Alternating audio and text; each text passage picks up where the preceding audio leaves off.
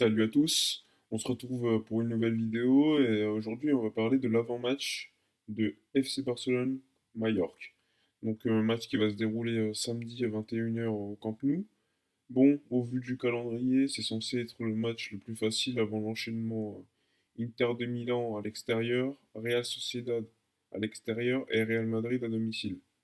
Donc mardi prochain, il y a le Barça qui est déjà qualifié en Ligue des Champions, qui jouera en Italie contre l'Inter.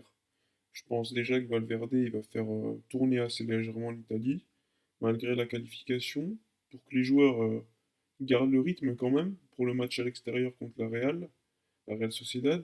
En plus, normalement, d'après la presse, il y a Neto qui devrait commencer au but. Concernant le match de samedi, Mallorca arrive au Camp Nou en étant classé 17e, donc premier non relégable, avec seulement un point d'avance sur le Celta Vigo, 18e. Donc ça va être un match très important pour Mallorca. On se rappelle de la victoire de Mallorca contre le Real Madrid il y a quelques semaines. Donc ça reste une équipe qui peut nous poser des soucis, qui a des joueurs quand même assez intéressants comme Lago Junior, Baba, Kubo qu'on connaît très bien. D'ailleurs Kubo qui va retrouver Ansu Fati, ou encore Cucho Hernandez. Donc c'est une équipe qui a énormément de mal à l'extérieur par contre. Elle a perdu tous ses matchs depuis le début de la saison. Depuis quelques semaines, le système tactique de Mallorca, c'est plutôt un 4-2-3-1, avec notamment Baba et Salva Sevilla en double pivot. Donc on combine expérience et jeunesse. La dernière confrontation entre Mallorca et le Barça, je crois, c'était en 2013.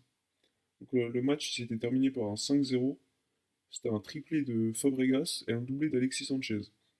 Personnellement, quand je pense à Majorque, je pense toujours, et je pense que tous les supporters de ma génération pensent à Samuel Eto'o, qui a joué avant d'arriver à Barcelone et qui avait été exceptionnel avant de venir au Barça.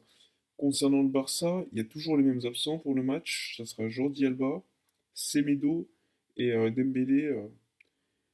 D'ailleurs, Dembélé devrait rester au Qatar pour le début de sa récupération jusqu'à mi-décembre, avant de revenir à Barcelone.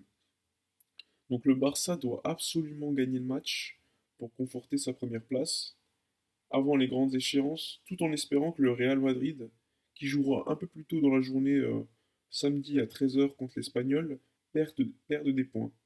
Donc ça paraît déjà un peu probable que le Real perde des points à domicile contre l'Espagnol. L'Espagnol Barcelone, je suis désolé, mais on connaît. Pour en revenir au Barça, personnellement, mon 11 de départ, ça serait plutôt Ter Stegen au but, Junior Firpo et Sergi Roberto sur les ailes, Piqué et Umtiti en défense centrale.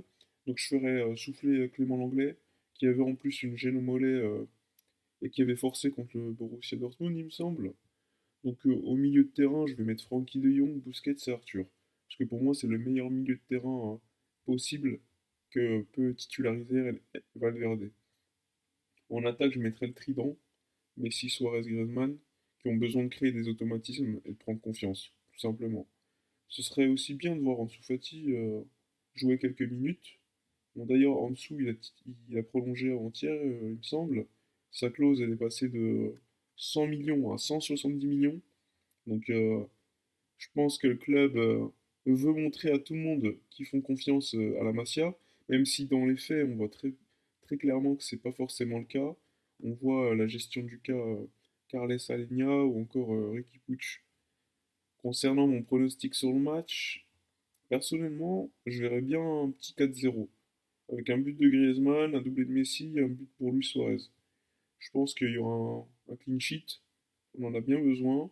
Bon, même si il me semble le dernier match c'était. Ah bah non, on avait encaissé un but contre Dortmund et contre l'Atlético, on n'en avait pas encaissé, mais on avait vu que c'était grâce à Ter Stegen qui avait été exceptionnel. Donc en espérant qu'on prenne du plaisir quand même devant le match, même si je me fais pas d'illusions, tant qu'Ernesto Valverde sera là. Ça reste quand même Mallorca, c'est pas une grosse équipe. Ils vont quand même tout faire pour gagner des points, pour espérer se maintenir. Bref, n'oubliez pas de laisser un petit pouce bleu et de vous abonner à la chaîne, c'est toujours sympa, puis en plus c'est gratuit.